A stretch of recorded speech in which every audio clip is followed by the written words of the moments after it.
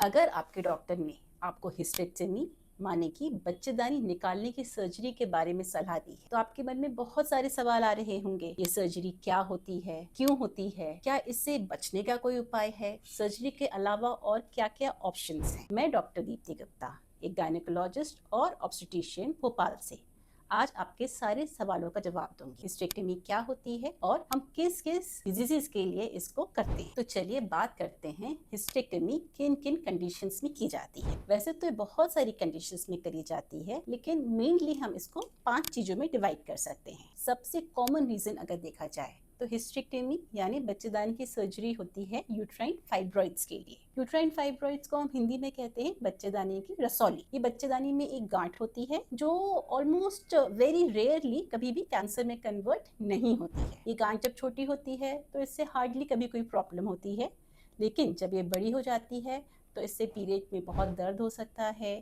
Periods बहुत heavy हो सकते हैं, पेट के निचले भाग में दर्द बना रह सकता है, पेट बड़ा दिख सकता है और कंसीव यानी बच्चा होने में भी प्रॉब्लम हो सकती है। सबसे इम्पोर्टेंट बात यह है कि अगर आपको पीरियड्स की प्रॉब्लम है तो कभी कभार आपके डॉक्टर इसके लिए दवाई भी दे सकते हैं, लेकिन अगर ये गांठ दवाइयों से नहीं ठीक हो रही है, आपके सिम्टम्स बिगड़ते जा रहे हैं, तो आपको ऑपरेशन की ज़रूरत पड़ सकती है। अगर आप बेबी चाहते हैं या आप यंग हैं, आपकी एज कम है, तो फाइब्रॉइड्स के लिए पूरा यूट्रस निकालने की ज़रूरत नहीं है।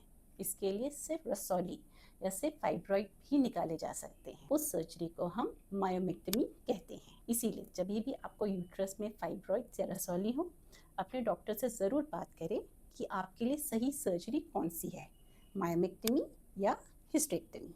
सेकेंड रीज़न होता है पेल्विक ऑर्गन प्रोलैप्स। इसका मतलब है बच्चेदानी अपनी जगह से नीचे खिसक चुकी है और बहुत सारे केसेस में बच्चेदानी इवन बाहर तक आ जाती है। ये बहुत बार उन महिलाओं में देखा जाता है जिनकी बहुत सारी नॉर्मल डिलीवरीज हुई है, या जो बहुत वजन उठाती हैं, या जो बहुत कॉन्स्टिपेटेड रहती हैं। इन महिलाओं में जो पेल्विक फ्लोर होती है वो बहुत वीक हो जाती है और यूट्रस अपनी जगह से नीचे आ जाता है। जो बिल्कुल माइल्ड केसेस होते हैं उनमें कभी कभार पेल्विक फ्लोर एक्सरसाइजेस या हम जिनको कीगल्स एक्सरसाइजेस कहते हैं उससे थोड़ा सा आराम मिल सकता है, लेकिन सीवियर केसेस में surgery is the best option.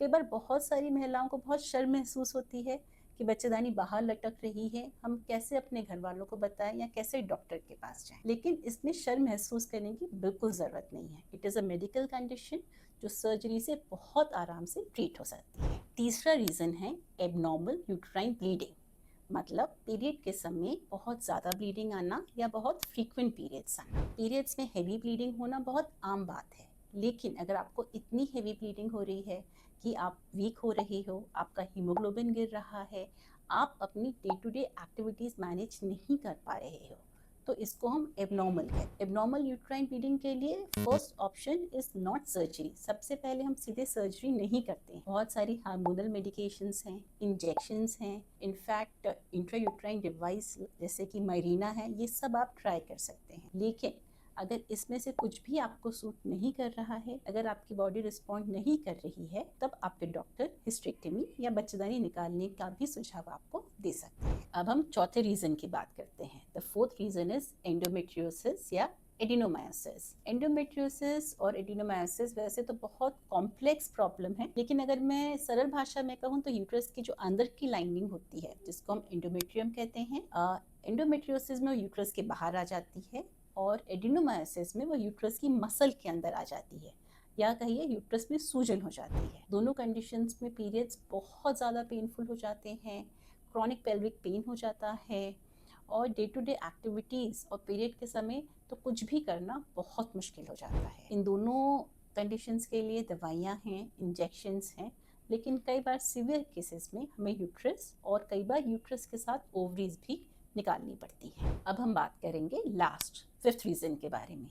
ये सबसे इम्पॉर्टेंट रीज़न है जिसके कारण डॉक्टर आपको हिस्टेक्टमी की सलाह दे सकते हैं, एंड वो है किसी भी प्रकार के गायनिक कैंसर, मानी कि यूट्रस, ओवरी या सर्विक्स का कैंसर। याद रखें, अगर कैंसर समय पे डिटेक्ट हो जाता है तो उसका लॉन्ग टर्म प्रोग्नोसिस बहुत अच्छा रहता है। आपको कभी भी कोई एबनॉर्मल सिम्टम्स होते हैं, माने कि मेनोपॉज के बाद ब्लीडिंग होना, एबनॉर्मल डिस्चार्ज होना या पेट फूलना, तो जल्दी से जल्दी अपने डॉक्टर को ज़रूर बताएं। तो आज हमने बात करी कि किस किस कंडीशंस में हिस्टेक्टमी करी जाती है। हिस्टेक्टमी में कौन कौन से ऑर्गन्स निकाले जाते हैं, कब ओवरीज निकाली जाती हैं, कब सर्विक्स निकाला जाता है, कब लिम्फ नोड्स निकाली जाती हैं, ये मैं डिस्कस करूंगी अपने नेक्स्ट वीडियो में। आज के वीडियो से रिलेटेड आपको कोई भी सवाल हो, कोई भी डाउट्स है तो कमेंट सेक्शन में जरूर लिखिएगा। मैं और मेरी टीम उसको आंसर करने की पूरी कोशिश करेंगे। Thank you.